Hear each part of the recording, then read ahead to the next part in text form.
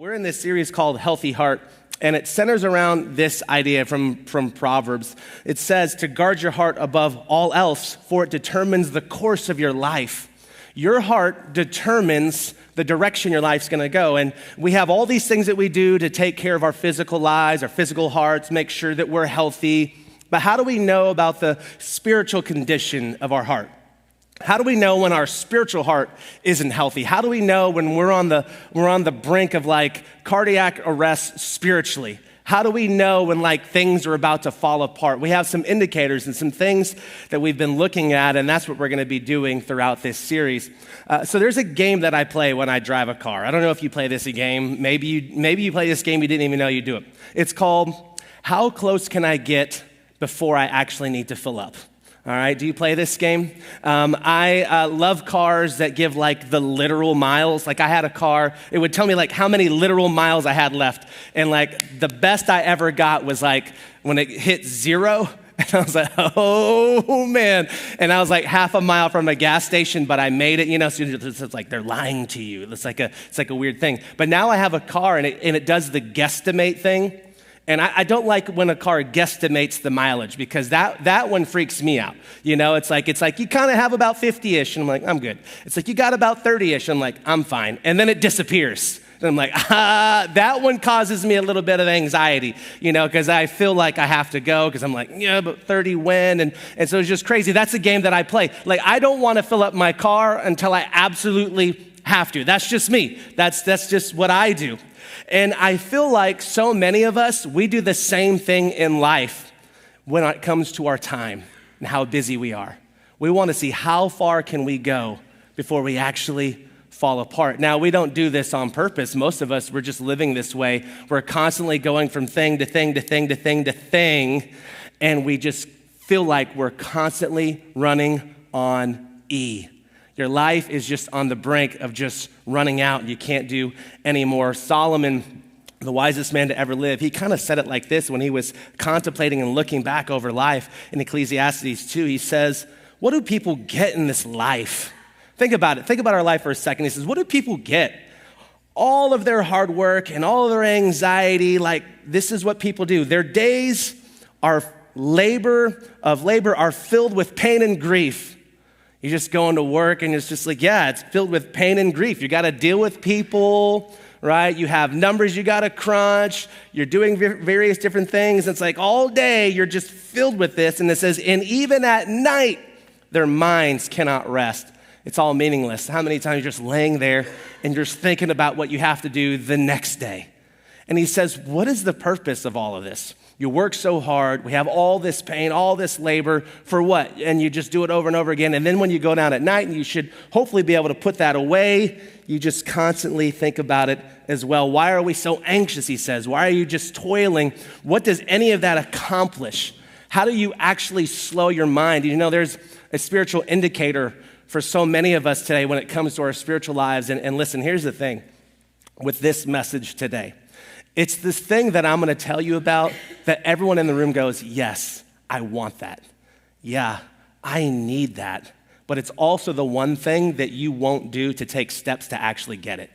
It's the easiest thing to push aside and go, yeah, I want that, but I'm not actually going to do it to get that, because what you have to do is going to require you to take some steps that maybe might be a little bit extreme or radical to be healthier, to not constantly feel like you're running on E. Jesus was obviously the greatest example of this. He did some things in his life, the way that he modeled his life, that was honestly very powerful. And if you think about Jesus, he had so many things on his mind, right? Because when Jesus started his ministry, he was 30 years old, and he had to accomplish everything in 3 years. Can you imagine that? He had 3 years to get everything that he knew that needed to be done.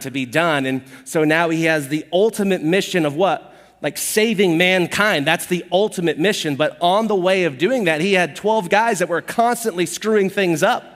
He had 12 guys he did constantly go behind and go, no, that's not what you do. No, that's not what you said. Get behind me, Satan. You don't even know what you're talking about. One of you guys are the devil, right? Like sometimes you might think that about your kids. Like one of y'all is the devil. Like you think like that. And Jesus felt like that. And he's constantly going from place to place to place, doing what? Surrounded by people, being bombarded, healing people and praying for people and spending time with people, constantly being interrupted. Jesus was constantly stressed, right? Or things around him were being stressed. Jesus actually never was stressed. And when you look at his life, I see it, I'm like, yeah, I need that. I want that. Like, I need to apply some of these things to my life, and there's actually been some steps that I've taken personally so that I can stay fresh. Like, I don't want to ever be here on a Sunday or be leading this church and just feel like, I don't even want to do it, you know? And some days, I mean, there's some of you, I'm like, I don't even want to talk to them, right? Some people are just like those like life vampires, you know, they're just sucking the life out of you. But I won't tell you who, but you know who you are. All right, so I want to stay fresh. I don't want to be run down because honestly, you know, just in terms of ministry as a pastor, like when pastors are run down, that's typically when they're going to run into trouble. I don't want that. And so how do I stay fresh? What steps do I have to do so that I can make sure when I'm studying, when I'm teaching, when I'm spending time with people, when we're doing ministry, that I can be the best version of myself all the time? What is that one thing? And this is that one thing I'm going to ask you to do, to not just brush it off, but to genuinely look at your life and go, am I doing some unhealthy things spiritually? And do I need to take some steps that's going to help me become better in my spiritual life? What is that one thing? Jesus, he made time to be with God. This is the one thing, we'll say it like this. If you want to be close, you have to be intentional. If you want to be close, and now we're talking about really now in this regards in your relationship to God. If you want to be close to God, you have to be intentional with your time with God. But think about this just in general as a statement. If you want to be close to anybody, it requires intentionality and time, right? Like, you didn't just marry the person that you married because you saw him one time, got to like, hey, you know what? We should spend the rest of our lives together. You might have said that at the beginning, but you had to spend time with them. You had to spend time with them to get what? Close to them.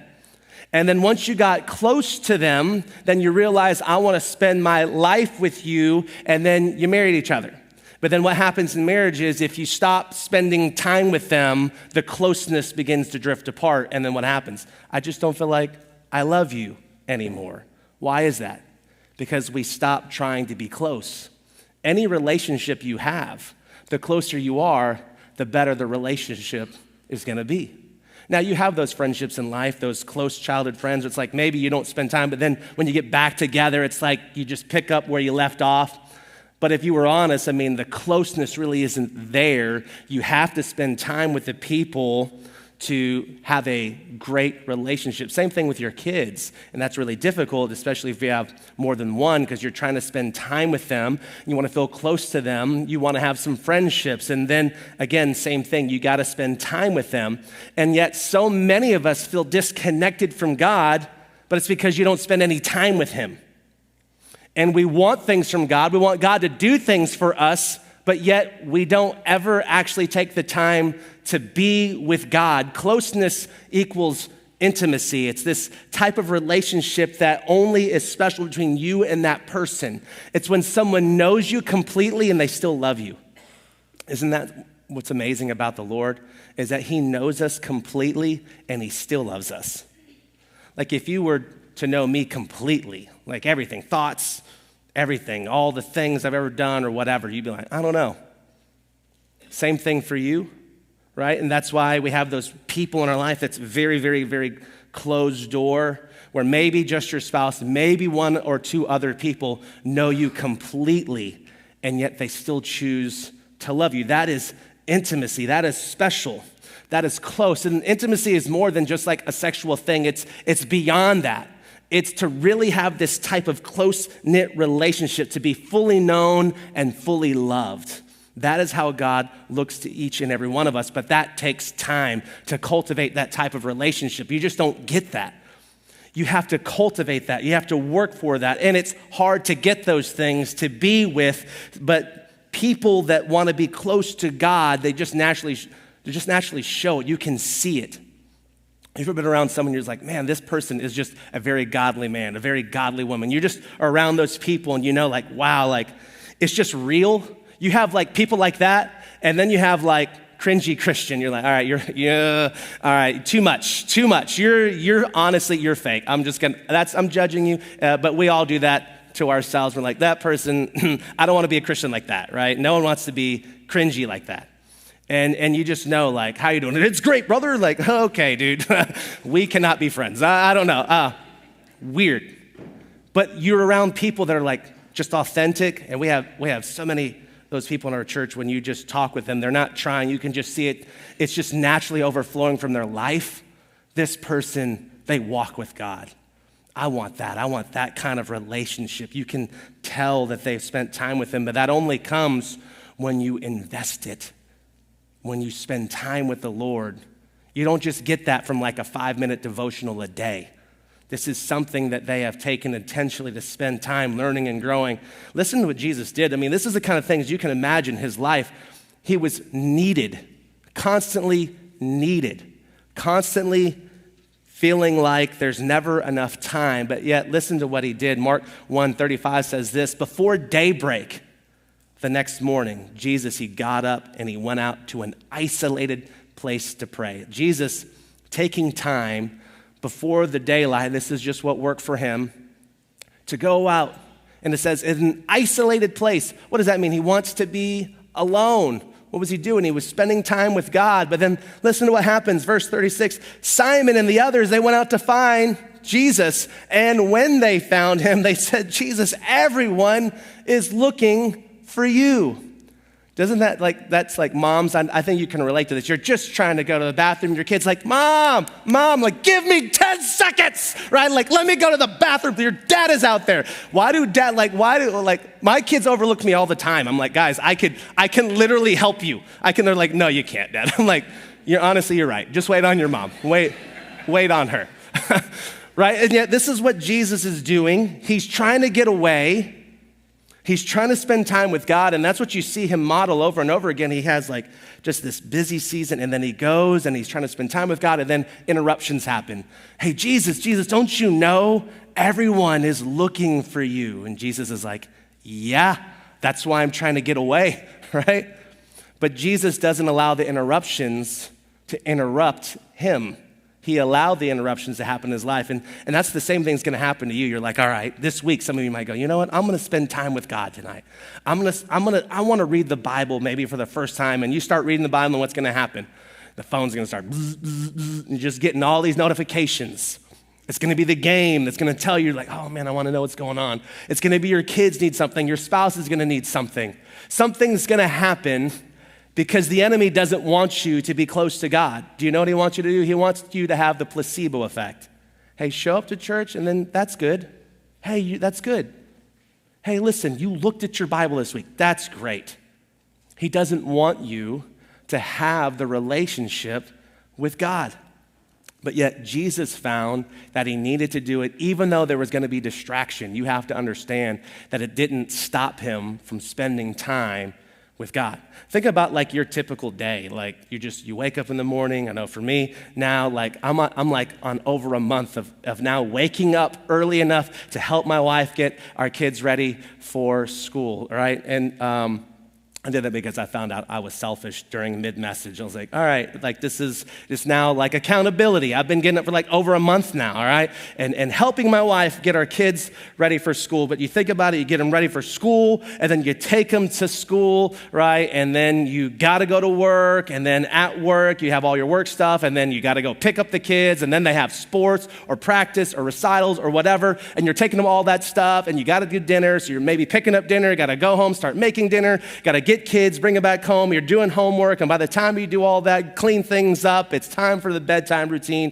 So you're doing the bedtime stuff, you're getting them in bed, and you finally just sit down, you're like, woo, it's 9:00. Thankful to just have a moment, right? You sit down and you go to bed, and then you wake up and you do it all over again.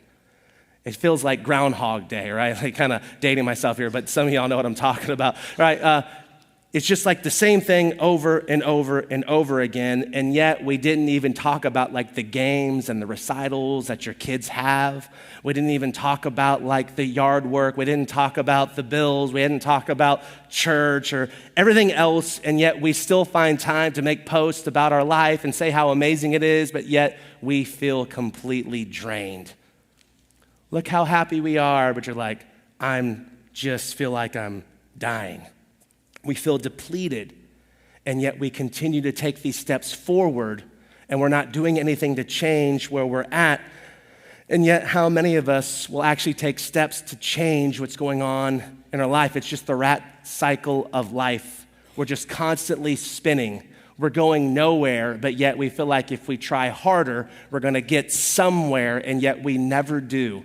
And yet we never get off of this crazy cycle and go, I need to do something different.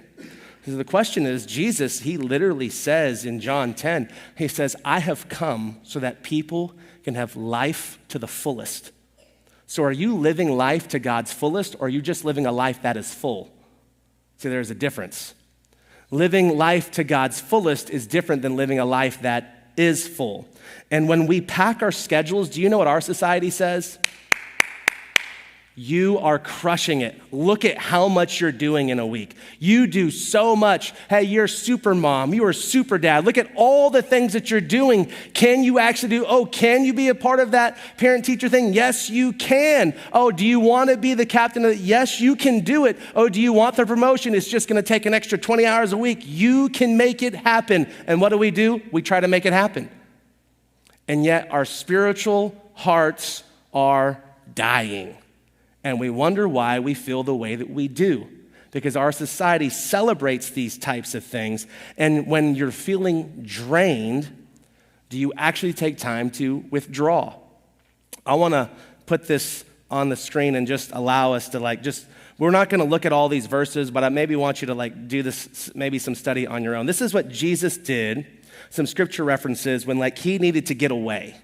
When Jesus had things going on, this is you can actually see in Scripture when Jesus was intentional to actually go and spend time with God. Like anytime he made any big decision, before he started something big, it says he got away, and you can actually see there the temptations of Jesus. Before Jesus even started his ministry, it said he spent 40 days and 40 nights alone, just spending time praying and fasting and being with the Lord.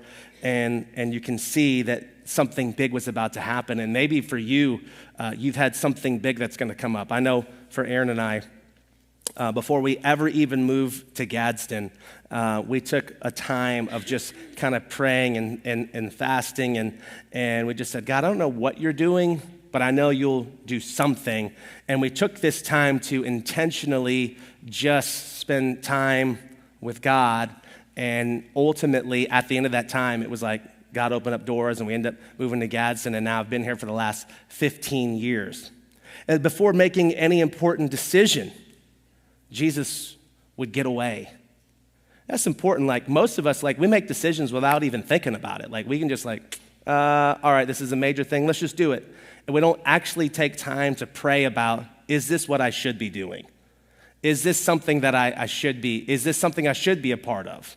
Especially important decisions that are going to require your time or require what you're going to be doing, or things with your kids or your spouse, whatever. Do you actually pray about, should we actually do this?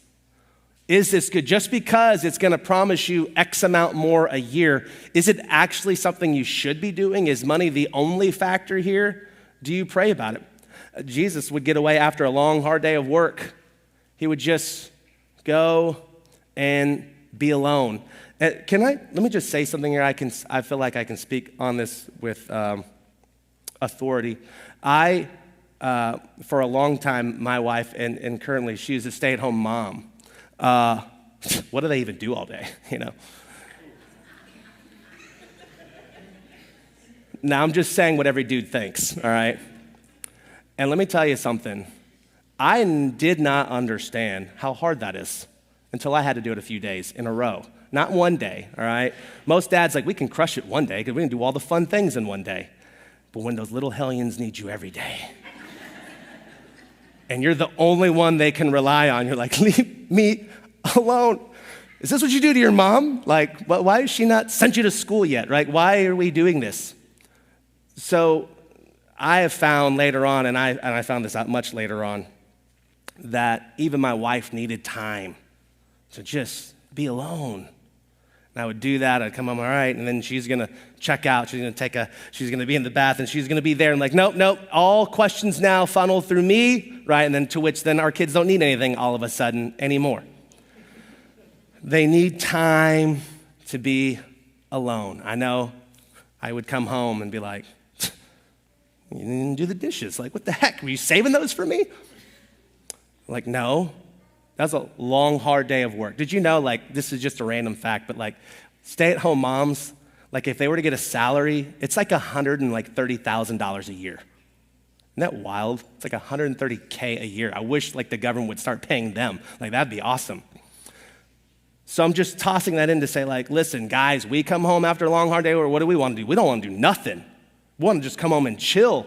And same thing. And then for those moms in here that work, like, it's just like, just think about it. Like, long, hard days of work, Jesus made sure to spend time with God. He needed to have times where he decompressed. After ministering to lots of people, he needed times to decompress and just, hey, I need to get alone with God. Not because it depleted Jesus, but because he wanted to be sure that he could give him his best. And so when he was ministering to just, when you see it, multitude, thousands upon thousands, can you imagine just constantly, everywhere they went, they walked. Can you imagine walking everywhere and you're just surrounded by people the entire time? Like literally, like, it's like paparazzi followed him his whole life. And so he would get away and he would be alone.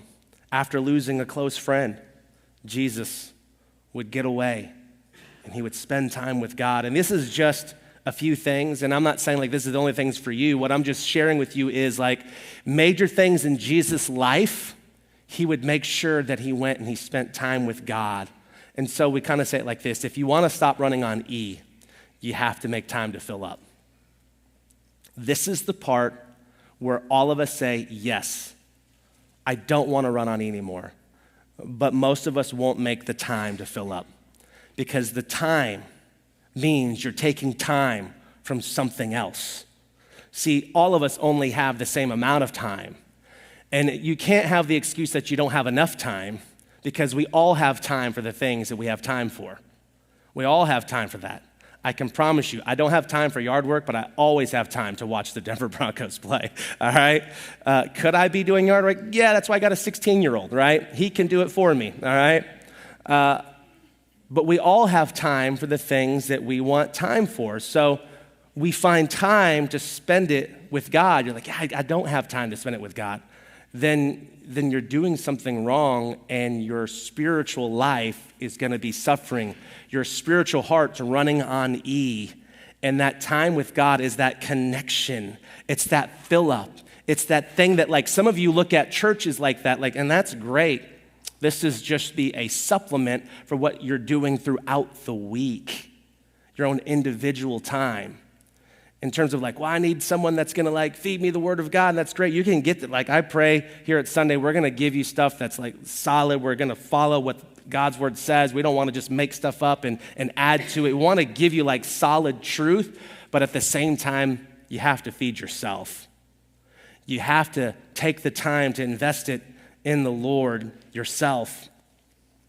Jesus said it like this in Matthew 6:6. He says, and he's talking about praying. He's like, but when you pray, go away by yourself. That's important, like the by yourself part. He says, shut the door behind you and pray to your Father in private. Then your Father, who sees everything, will reward you. See, the thing in your life is when you spend time with God, no one sees that. No one sees when you're just alone with God. He says, but God sees you. And it says, and then in those things, it's like rewards you. So it's not like hey, I do this, and then God's going to start giving me things. But it's the closeness of the relationship that begins to happen, right?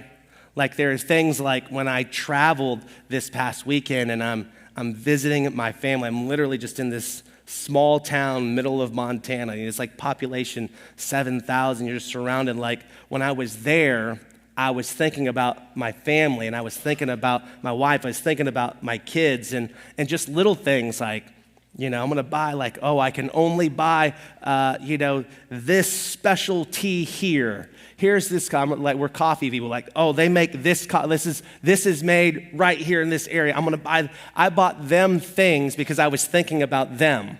Hey, I love all of y'all. I didn't buy y'all nothing. I came here today. You know what I'm saying? I made sure I showed back up today, right? There's a difference in relationship. And it's the same thing when it comes to God. The closer we are to him, the more we have the intimacy with him. That closeness brings about a difference in the relationship. And what I'm saying is so many of us are missing out on what God has for us in our relationship because we're not spending time with him. So what does that mean for you?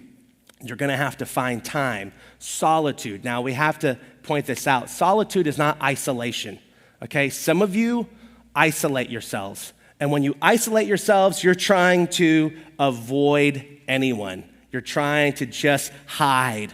Solitude is an intentional time to be alone for a purpose. Not to hide from people, not to hide from your problems, not to hide from your issues. Solitude is, I want to be alone so that I can be with God. It's for this intentional purpose. So what is the best time for you to spend time with God? Maybe it's in the morning before everything else starts. Maybe it's during your lunch break. Maybe it's at night. Maybe it is when you're driving in the car. I know lots of people I've talked to you, and you're just like, man, it's in the car because you have a 30-minute drive, you have a 20-minute drive, you have an hour drive. You're like, this is my time to just be alone. We can all be intentional with the time that we have. Maybe you never even thought about, I could spend time with God. It's not like you have to do this thing and it has to look a certain way and you got to have your Bible out in front of you. It's just spending time with God and just talking to him like you would talk to any friend. I find myself trying to just do that a lot in my own life, whether it's in the shower or if I'm driving or if I'm by myself. Sometimes people so they're just pull up. There's this crazy Asian dude just in his car just talking, just talking to himself. But I'm talking to God and spending time with him. Because I have this time where I can just share my thoughts and things. God already knows what you're thinking, so just say it out loud. There's something freeing about that, even if you're frustrated or mad or whatever. And you begin developing this relationship, and then you're seeing that as you spend time with him, it becomes a little bit of a habit. Tell him what you're going through. This is how so many of us treat our relationship with God. It's like New Year's hits, right? And you're like, oh my gosh, it's time to go to the gym, right? You're like, all right, I got a gym membership and gonna go. It's Planet Fitness. It's only $10 a month, which is why you stop going because it's only $10 a month. And they put pizza in there and stuff. You're like, this is kind of the opposite of what should be happening, whatever. You're sitting there, you're riding a bicycle treadmill, you're eating pizza. You know what I'm saying? I love Planet Fitness. Whatever, you're at the gym and you're working out. And you go for a whole week and your body is sore and you're tired and you're hurting. And after a week, you're like, why don't I look any different?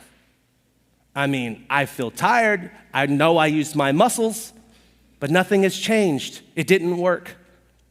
We all know that's silly because it takes more than just 1 week of spending time in the gym before you're actually going to see anything change in your life. And the same is true when it comes to our relationship with God. You can't just do something for 1 week and go well, where is it?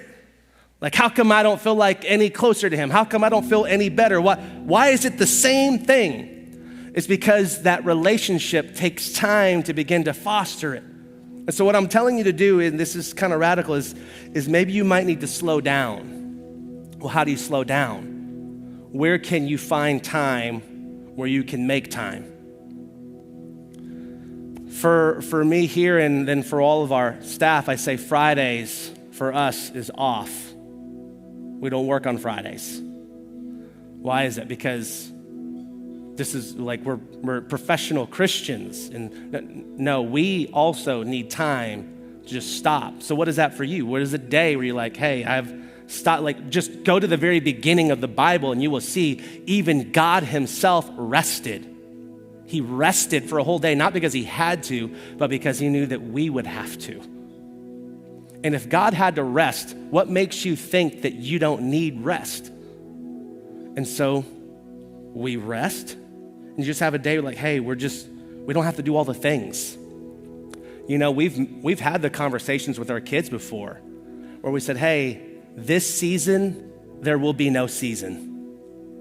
We did kids in multiple sports at one time, and for us, we're out. It's too much. And I get it. It's your kid. You want them to play, but like, they're not going to miss out.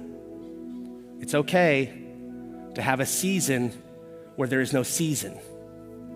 Take time. Maybe you don't take that overtime shift this week. Spend it with your spouse. Go on a date. Remember when you did those? Spend some time with your family and say, hey, we're gonna go buy popcorn and watch a movie together and say, hey, we're gonna do something on this night, on this day. We're gonna get pizza and we're gonna watch it. This is what we're doing together. What is that thing for you where you're like, I'm not gonna do we're just gonna rest? It's actually very spiritual to rest, not to constantly go. And this is why I'm saying many of us all want it, but we won't take steps to actually do it. But yet Jesus constantly got away and rested and spent time with God. I began to do that for myself very early on. I realized as Cornerstone is just now 10 years old, at the beginning, I realized something. I feel like there was a lot of things I could have done at the beginning that I felt like would have helped our church. But I can tell you, here I am 10 years later, and my wife, she still loves me. My kids, they love being here. They love, that's the opposite of how I grew up at church. I did not love church. My kids love being here. They want to be a part of things. And I can promise you, if I would have followed the path that many pastors before me have followed, if I would have followed the journey that many people in our society follow, my family might still be here, but they may not love me. They might be bitter because I constantly just did work. You know what I found out? Work that I don't get done today, it's still gonna be there tomorrow. You know, you never actually get ahead because work is always gonna be work. There will always be more work. You will never come to the end of your work. Work will always be there. But you don't know who will always be there? Your family. They won't always be there. I spent time this week. My grandmother, she's just older. I want to spend time with her. I got to go earlier this year. My uncle, he passed away, and I got to go to the place where they buried him out in the country, and being with my aunt who just lost the person that she had spent the last 50 plus years of her life with. The people you love the most won't always be with you, but the things that you do will always be there. And it might be time for some of you to put some of that aside, to be intentional with your time. I'm tired of running on E. I don't want to be drained anymore. I don't want to feel like my life is constantly just in this state of feeling like I'm never going to get through the week. You're just looking forward to that one day where you can just rest and do nothing. And some of you just get an hour. And what I'm saying is it's not enough. Find some time to do that work for your soul. Say, God, I want to fill up. You can't pour out what you don't have.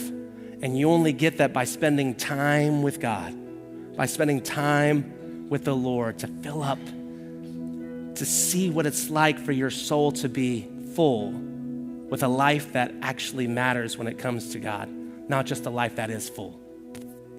And so the challenge today is, as we take these steps to say, God, I want to be intentional with my time with you, intentional with my time with others. I'm going to trust that as I take these steps, maybe cut some things out of my life so that I can grow, you're going to do your part too. Let's pray together.